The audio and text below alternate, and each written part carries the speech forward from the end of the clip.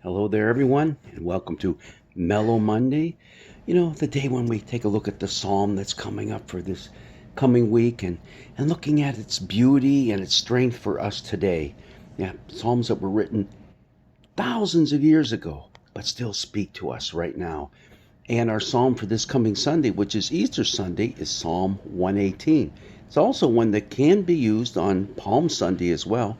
And it's one that we're going to get next week as well in this cycle C of our Revised Common Lectionary.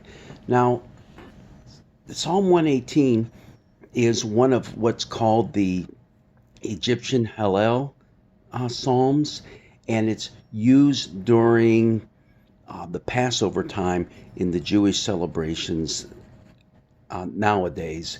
Um, it's a group of Psalms 113 through 118, and the first two are recited before the meal, and then the last of the Psalms are read at the very end of the meal when they're drinking the fourth cup during their celebration time together. Now, Psalm 118 also appears in ancient times to have been used as a liturgical entrance into the temple at Jerusalem. And there's a lot of elements in there that kind of point in that direction. But for now, what I like us to focus on is the actual words, because there's a lot in here that you're going to recognize and say, oh, I know that verse. And that's why I believe it's used for our Easter worship as Christian people. Oh, give thanks to the Lord, for he is good.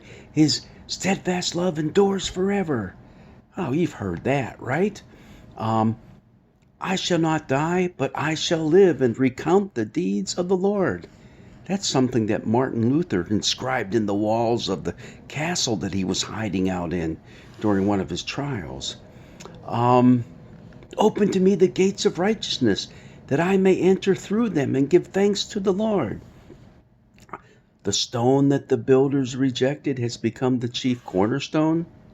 This is the Lord's doing. It's marvelous in our eyes. This is the day that the Lord has made. Let us rejoice and be glad in it. Now you're probably wondering, man, how come I've heard all those Bible verses before? Because for the most part, they're all quoted in the New Testament too.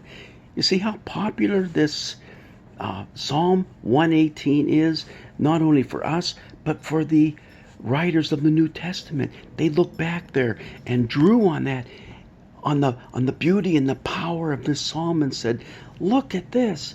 We can see God at work in Jesus through this psalm. And so that's why it's a beautiful psalm for us coming up this Easter Sunday. So revel in it, enjoy it, and next week we'll talk a little bit more about some of the specifics of some of those verses. And there's some really neat stuff to see in there as well. But for now, just read Psalm 118. Our exact verses are going to be 1 through 2, and then I have to check here verses 14 through 24. That'll be the reading for this coming Sunday. But read the whole thing. It's an awesome psalm. Well, God's blessings be with you, and enjoy your Mellow Monday.